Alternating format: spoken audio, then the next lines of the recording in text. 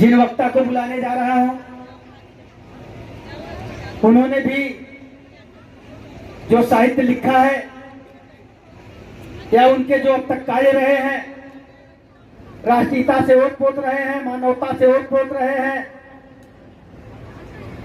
किसी ने खूब लिखा है कि केसरिया हिंदू हुआ हरा हुआ इस्लाम, केसरिया हिंदू हुआ हरा हुआ इस्लाम, और जाति धर्म रंगों पर भी लिख दिया जाति धर्म का नाम। तो जिसको भी डॉक्टर साहब ने बड़े कायदे से बताया है कि महान सम्राट अशोक किसी एक जाति, किसी एक धर्म के शासक, राजा, महाराजा, सम्राट नहीं थे, उन्होंने लोगों के दिलों पर राज किया। तो अब मैं सर को बुलाने जा रहा हूं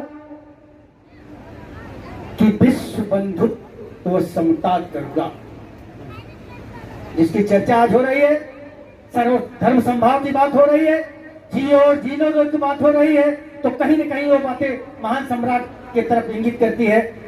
तो विश्व बंधुत्व समता करुणा मैत्री साक्य घराने की वही इतिहास में जब आप जाएंगे, तमाम बुद्धों का जो जिक्र हुआ है, तो विश्व बंधुत्व समता करुणा मैत्री साक्य घराने के सैक संघ के लक्ष्य वही है। विश्व बंधुत्व समता करुणा से मैत्री साक्य घराने के सैक संघ के लक्ष्य वही हैं। सबको एक बनाने के गुरु नानक की अमृत बाणी, कबीरा के अफसाने के, लता के सुंदर नगमे और मोहम्मद रफी के गाने के, यही अशोक का सर्वधर्म है, सबके दिलों में छाने के। बाबा साहब का यही है इच्छा, यही उद्देश्य जमाने के, यही उद्देश्य जमाने के। इसी क्रांतिकारी अभिनंदन के साथ हेमंत तिरपुड़े जी, क्षेत्रीय भविष्य निधि आयुक्त, मैं बड़े ही सम्मान के साथ आपको आमंत्रित करता हूं कि आप आए और अपने सार्वजनिक विचारों से हमको काम करें।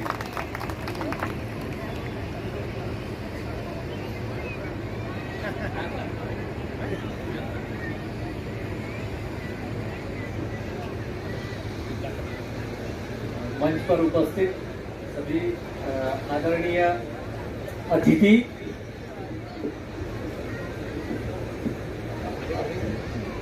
मंच पर उपस्थित सभी आदरणीय अतिथि, सुबह से आप अशोका क्लब के जितने भी सदस्य, एक्टिविस्ट, विचारक, प्रचारक, जिन्होंने आज की इस ये कॉन्फ्रेंस, कन्वेंशन को सक्सेसफुल बनाया, I am really thankful to you sir. मैं एक ओपनली कन्फेस करना चाहता हूँ, मैं 18 साल से मोरलेस सामाजिक जीवन में हूँ, लेकिन मैंने सम्राट अशोक के विचारों को समर्पित इतना बड़ा संगठन नहीं देखा। मैं महाराष्ट्र से हूँ, मैं केरला में भी रह चुका हूँ, मैं तेलंगाना में रह चुका हूँ, गुजरात में भी रह चुका हूँ। सभी सामाजिक धार्मिक संगठन या समूहों जो अपनी अपनी तरह से बड़ा ही विधायक कार्य कर रहे हैं, संविधान का, बाबा साहब का, बुद्ध का, अशोक का, लेकिन जो डेडिकेटेड और जो फोकस्ड अप्रोच यहाँ पर मुझे दिखाई दिया है, I have never seen that dedicated approach towards propagation of the thoughts of Emperor Ashoka. I really salute to all of you for that. जो धम्म दीक्षा बाबा साहब ने हमें दी थी 1956 को, जिस विजयादशमी के उपलक्ष्य पे दी थी, जो धम्म विजय आज हम सेलिब्रेट कर रहे हैं, उस धम्म विजय के दो इम्पोर्टेंट कंपोनेंट्स थे, दो इम्पोर्टेंट कंस्टिट्यूएंट्स थे, जिस पर एम्परर अशोक ने, सम्राट अशोक ने बड़े रिफाइंड वे में वर्क किया था। उस धम्म विजय का पहला कंपोनेंट था जन कल्याण, दैट इज पब्लिक वेलफेयर, और उनका दूसरा कंपोनेंट था नैतिकता, मॉरलिटी, एथिक्स। तो जो जन कल्याण की नीतियां सम्राट अशोक ने अपने साम्राज्य में इंप्लीमेंट की, वो नीतियों को इंप्लीमेंट करने के लिए उनको जो प्रशासन की आवश्यकता थी, सम्राट अशोक अपने प्रशासन को प्रशासन नहीं कहते थे, वो अनुशासन कहते थे। It was not an administration, it was a sort of discipline और कमिटमेंट, अनुशासन। तो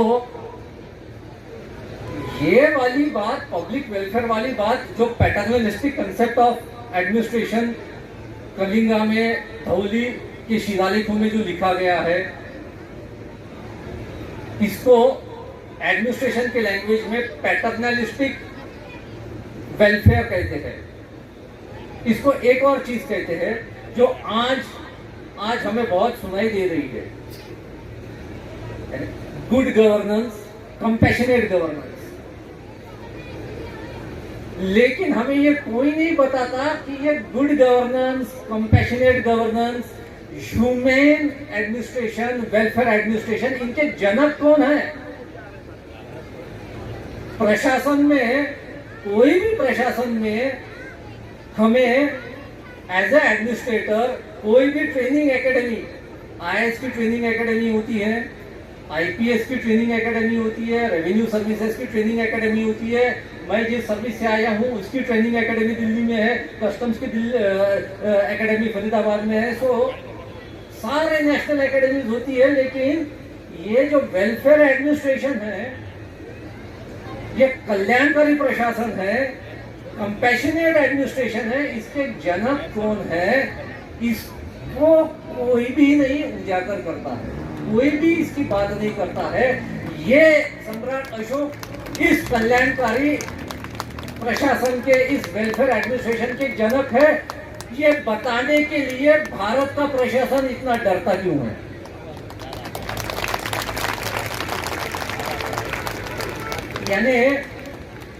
यानी हम ये बात बताएंगे कि हमने सम्राट अशोक का अशोक चक्र तिरंगा पे लिया, सारनाथ के 4 स्तंभ हमने नेशनल एम्ब्लेम के तौर पर लिए, लेकिन क्यों लिए भाई,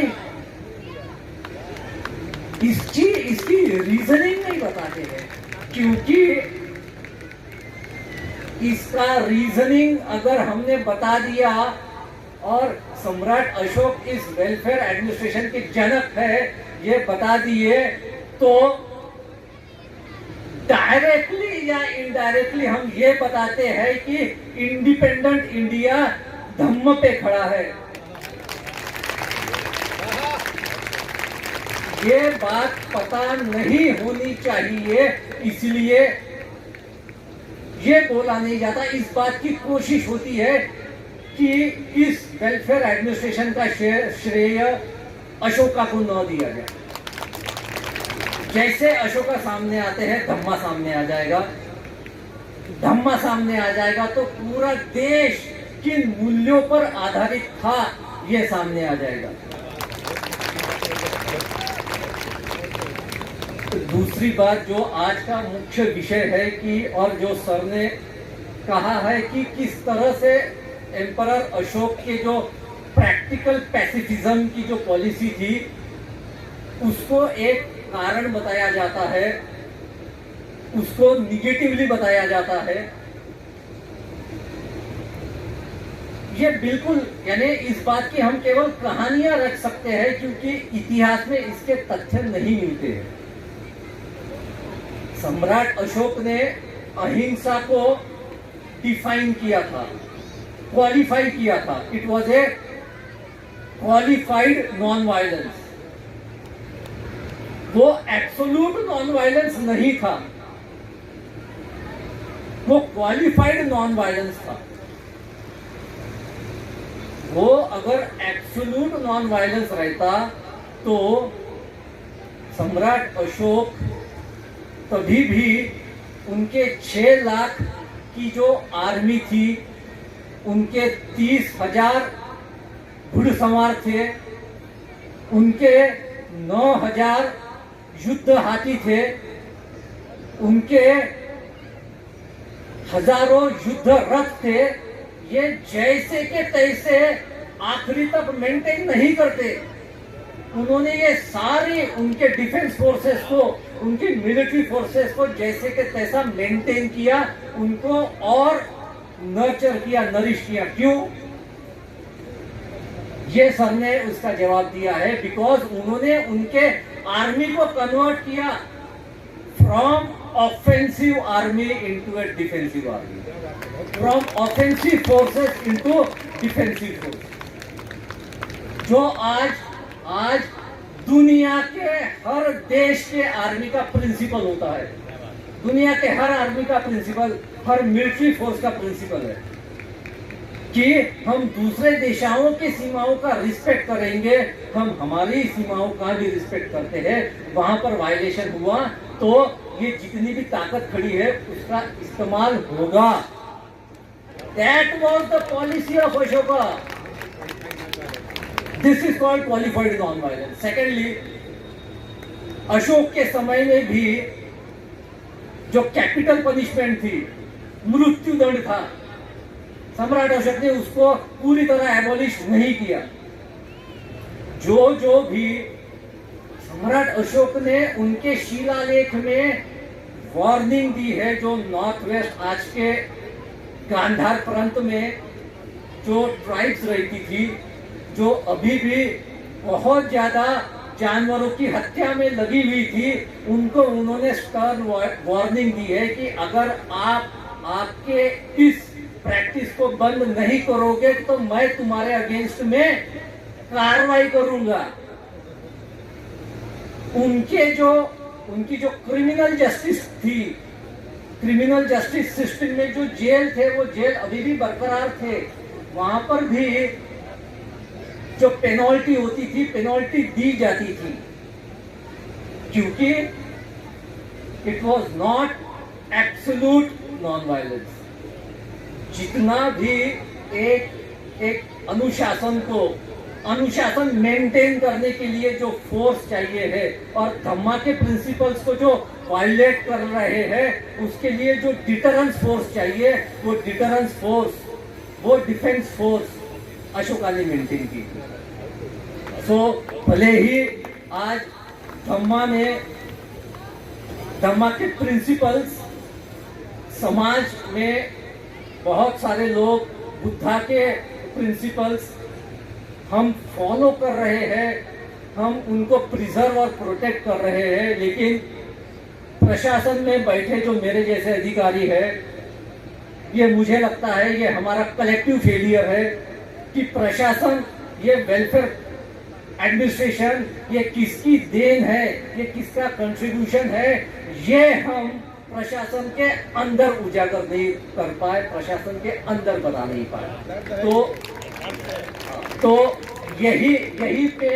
यही पेन साथ में लेकर हमसे जितना बनता है, वी आर, यानी अशोक की बात को बुद्धि विहार में बताने से ज्यादा आपके ऑफिस के अंदर बताना जरूरी है।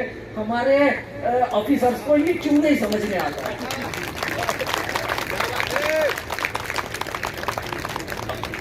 There should be no hesitation. Solapur में जब मैं हेड ऑफ द ऑफिस के तौर पर मेरी ट्रांसफर हुई नागपुर से, मैंने पहली प्रेस कॉन्फ्रेंस ऑर्गेनाइज की थी।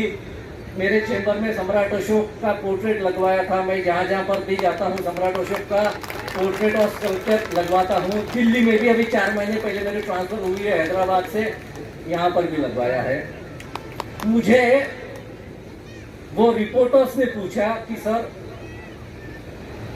सरकार का कोई नया आदेश आया है क्या सम्राट अशोक की प्रतिमा चेंबर में लगाने का?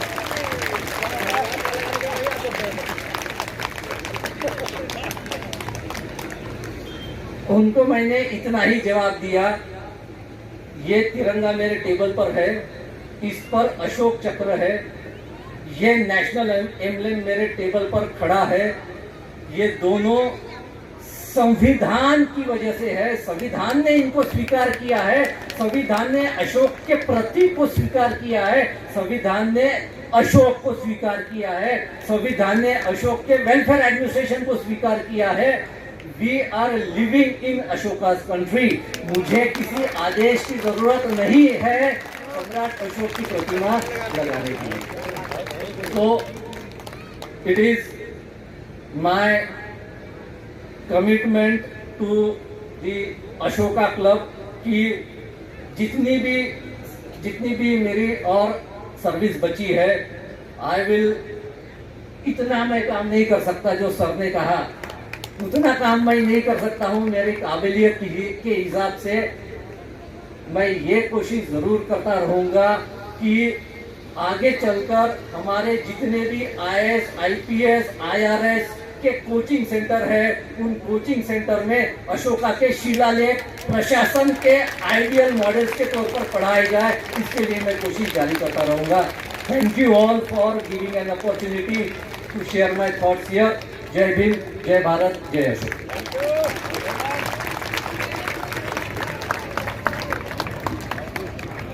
जी बहुत ही